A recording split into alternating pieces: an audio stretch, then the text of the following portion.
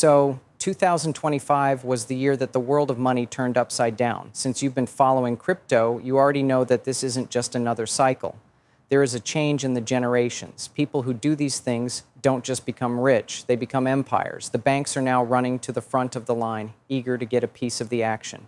These are the same banks that used to make fun of crypto and try to bury it. This is not advice about money. First, let's talk about what happened earlier this year. The OCC dropped a bomb on March 7th. To be clear, they told banks straight out, you are now allowed to do crypto actions. The red tape, gone. That was huge by itself. Then May 7th came around and they did it again. Now it's being said that you can do more than just touch crypto, you can also provide safekeeping and trading services. They pretty much rolled out the red carpet for all US banks to start dealing with digital assets. Just when we thought it couldn't get any bigger, the FDIC gave it the go-ahead. After that, the Fed did the same thing. 3 of the most important bank regulators in the US just gave the go-ahead. You know the game has changed because of how big this is. No longer do banks fight crypto with all their might. They were just given permission to play with crypto at the same table. Things get even stranger from here on out. Don't forget about Operation Chokepoint 2.0. What was that planned attack in the US that almost killed crypto? The one that made banks shut down any business that dealt with digital stuff? It wasn't a mistake. That was an attack in every way. And Ripple was the largest company that was being watched. XRP was made to look like the bad guy. Still, after 4 years, Ripple has not only made it through, but is now competing with the biggest names in banking. Trust me, you'll understand why this fight is happening now once you know how much is at stake. There are papers, pictures, videos, and more in this package, built to show you how the richest people in history find chances before they become popular. This is the kind of knowledge that sets successful people apart from those who don't want to turn small investments into lasting wealth. Get it now in the comment that has been saved. Thanks for reading. If you use my Robinhood link, you can get free NVDA stock worth up to $200 with just a $1 payment. Let us go back to Ripple. Ripple is still being attacked even though the crypto business has won a lot of new rules. You might think things would finally calm down now that the OCC, FDIC, and FED have all said yes to crypto. Ripple is still getting hit hard all over the place. Why? Ripple is trying to get a license to be a bank. That's right. As you may remember, the SEC spent years trying to take Ripple to court. Now the company is asking to become a full-fledged bank. This is very important. They aren't just trying to stay alive in the US. They want to be in charge. They want to change the way money moves in the US and around the world. But of course, there was pushback right away. Cody Carbone, CEO of the Digital Chamber, just put out a video that points this out. He said that crypto companies are still being shut down by banks, which needs to stop. He said this was like redlining in the present day. In the past, banks would not help people because of their race or where they lived. It's happening now in politics and tech. The government can cut you off from the banking system if they don't like you. One by one, gun companies, oil and gas companies, Trump businesses, and crypto companies have been put on a ban. That's why the FIRM Act from Senator Scott is so strong. For banks, reputational danger is no longer a reason to turn down businesses. And both Democrats and Republicans in the House already backed the bill. It's not just noise. Things are getting better. But now things get crazy. Even though the OCC, FDIC, and FED are all on board, 42 banks are still trying to stop Ripple from getting a banking license. There is no plot here. This is written down. The 42 banks' official complaints were just sent in by the Bank Policy Institute, BPI, and these aren't the credit unions you find in small towns. Banks like JP Morgan, Citibank, Wells Fargo, Bank of America, and Goldman Sachs are on the list. Basically, the group of big banks that have been in charge of money for many years, they are scared as well. This is because what Ripple is making doesn't just compete. It stops them from making money off of you. People are being drained by the old system right now. A fee is charged for every move your money makes, every overdraft, and every delay.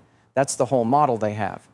But Ripple's technology turns that around. Instant funds, no silly fees, and instant settlement around the world. The whole game will change overnight if Ripple gets that license. It's not just the BPI. The Independent Community Bankers of America, ICBA, which speaks for more than 5,000 banks, also sent in a protest.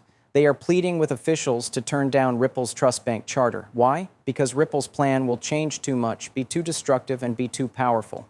Ripple wants to open the Ripple National Trust Bank, which will handle blockchain payments, custody services, and the funds for their new cryptocurrency, Ripple Stablecoin, RLUSD. The ICBA says this goes far beyond what Congress meant for a trust bank charter. But the truth is that they're scared of how useful and game-changing it is. Take a look. It's not even like Ripple is trying to take deposits. It's against this code to do that. Their main focus is on stablecoin funds and blockchain payments, but that's already enough to send shockwaves through the system. Why? Because if Ripple builds this, it goes against the way banks make money, which is by charging high fees and slow payment. What's even stranger is this. These banks are saying out loud that Ripple's new ideas are too damaging.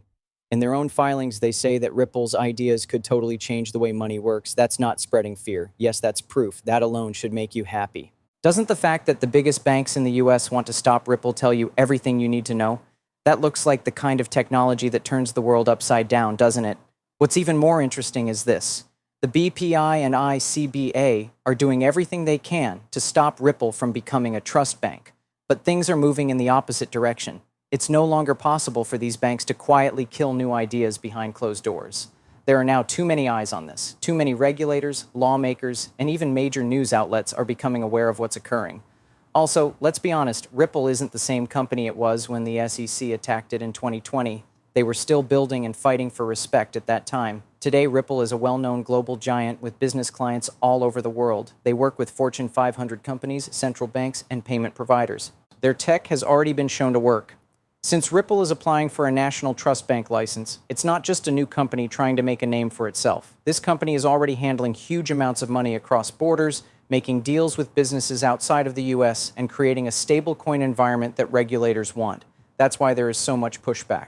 When it comes to speed, these banks know they can't beat Ripple. They can't offer payment right away.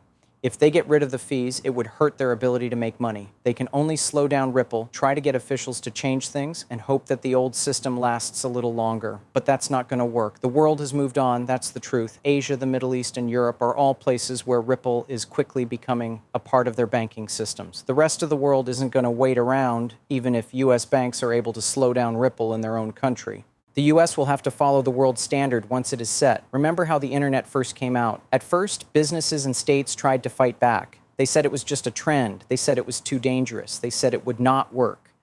But as soon as adoption reached a certain point in other countries, everyone had to catch up.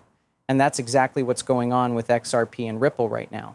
It's funny that the bank's actions are making the case for Ripple stronger. These groups show how threatened they are every time they make an objection, try to shut down crypto companies, or speak out against new ideas. In a way, they are telling everyone that Ripple is bad for their business plan. Get a better look at what Ripple is building with this trust bank. Their stablecoin, RLUSD, is meant to be fully backed and clear. Ripple is different from other stablecoin players because it has the infrastructure and regulatory ties to do this right. That means that big businesses, banks, and even governments can trust Ripple's stablecoin to be used for real-world payments. Imagine that Ripple National Trust Bank is in charge of keeping those assets safe. Imagine that they handled savings in a way that was so clear that it would make regular banks look bad. That is not only upsetting, it is new. That move makes everyone else change. Also, don't forget about the time. When it comes to money, stablecoins are about to become one of the hottest topics. Since the US government has shown support for stablecoin laws, the demand is about to go through the roof. Corporations will need partners they can trust to handle compliance, payments, and care. Ripple is getting ready to be that partner. What do the banks have to offer in the meantime? When you go overdrawn, you have to pay $35. It also takes 3 days to send money across borders with this old method that didn't work in 2008. Is that system really going to last when there is a faster, cheaper, and more open option right there? The best part is now here. Government officials are being used by banks to stop Ripple, but they are also the ones who just made crypto banking possible. In March and May, the OCC, the FDIC, and the FED didn't just say those things. They know how this will end. They know that digital money is the way of the future. They're not going to ban Ripple for all time. There is a fight between two eras, the old guard who wants to keep their power and the new system, which is being built right in front of our eyes. And we can see from history that this is always how things turn out. The new method always comes out on top. Take a look at the bank's past. They were not able to stop PayPal. It was impossible to stop Venmo. They were unable to stop Cash App or Square. They were not able to stop Bitcoin. They lose every time they try to stop new ideas. Ripple isn't just another app or way to pay. The new Internet of Value is built on top of Ripple. That is 1,000,000 times bigger than anything we've seen before. Let's talk about how people are feeling about what's going on. When JP Morgan or Goldman Sachs fight against Ripple, they're not just trying to save money. It's because they're scared, not wanting to lose power. They are afraid of a world where rules don't come from them, fear of not being important anymore. As for fear, this level of fear is the best sign that the chaos is real. Let's be honest. They wouldn't care about Ripple if it wasn't a threat. They didn't want to spend money on politicians. They wouldn't get groups like the BPI and ICBA to work together. They wouldn't make officials work so hard. You already know everything you need to know because they're doing all of this. Also, think about how beautiful this is. People said for years that Ripple would never be a real cryptocurrency project because it was too controlled, too businesslike, and too friendly with banks.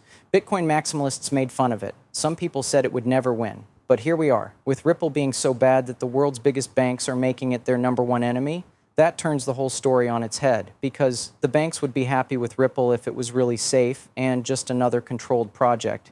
They would try to work with it instead of trying to stop it. They are trying to hide it, which shows that Ripple's technology is much more harmful to their business model than anyone wanted to accept. This is the part that no one is talking about. The fight is already over, even if Ripple's Trust Bank application is turned down. Why? This is because the complaints are open to the public. It's clear that these huge banks are scared of Ripple. That is proof you can't miss. Now, we know for sure that the damage is real. At the same time, Ripple's growth around the world keeps going. Has to do with Asian business hubs, having partnerships with companies that send money to Africa, getting involved with European organizations. It's no longer just a U.S. story. This is worldwide. The U.S. banks won't be able to stop the world system once it's set up. They'll have no choice but to join. In other words, what we're seeing isn't just another fight over regulations. It's the end of an old monopoly. A system that has been in place for more than 100 years is falling apart. It's taking place right now, in real time. With Ripple at the heart of everything. This makes even more sense when you zoom out even more. This is how every big change in history has looked. The machine that prints, World Wide Web, cell phones. The old forces fight it with everything they have at first. They make things hard to do. They scream about dangers. They try to get rid of it through the law. Then when it gets too strong to ignore, they rush to accept it. The same is true for Ripple and XRP right now. There is a lot of pushback. There are threats all the time. But the progress can't be stopped. That's because this is the future, no matter how hard the banks try to fight it. Nick Blackwood wrote a great post about it not long ago. They want Ripple to be banned, he said. That means you're past the mark. That is the truth. People who are after you will spend millions to bury you because they know they can't beat you. Ripple isn't going to stop either. In a digital market, their whole plan is to change the way money moves. And if they succeed, the bank's whole business will fall apart. Now think about what that means for people who invest. The banks are making it clear where the pressure point is. They are not putting all this effort into shutting down random altcoins. Their attention is on Ripple. They are interested in XRP. The XRPL environment is important to them because they know it will hurt their bottom line. Ripple turns that around. You don't have to wait 3 days for settlement. You get payment almost right away. That's right, you don't have to pay sky-high fees to send money abroad. A blockchain ledger makes things clear, so you always know where your money is. This is better than methods that aren't clear. That's the real danger. Not to us, to them. These things become clearer as time goes on. Ripple may have problems in the US, but the world stage is open for business. Not every country has the same problems. They don't have huge banking groups that spend billions of dollars to keep power. When technology works, they're much more likely to use it. That's why Ripple has already made such big moves in other countries. Let's go back to 2008 for a minute. The world financial collapse did more than just wake people up. It shone a bright light on how badly the system works. Banks bet with people's savings and played games with their money. When everything went wrong, the government bailed them out. Everyday people, they lost their jobs, homes, and retirement funds. The banks knew what they needed to do. They are always saved, no matter how careless they are. Now let's go to today. The same group of businesses is scared of Ripple. And isn't that beautiful? People who caused the last crisis are now scared that they will lose all control of the system. There has never been a better time for a big change than now. Don't forget that change always looks like a mess at first, but history doesn't remember the people who fought back. History will remember the big step forward. And Ripple is right where all the pressure, energy, and pushback come together. That's not a bad sign. That's the very best sign you could get. You know you've found something good when banks try this hard to shut it down. You know that the new idea is too strong to ignore. That's why the fight over Ripple's banking license is so important. They have a good opponent, which shows that the technology is changing the world, even if they don't win. The truth is out there for everyone, even the doubters. Think about the Bitcoin maximalists who have made fun of XRP for years. They said it would never work. They said it would never be as strong as Bitcoin.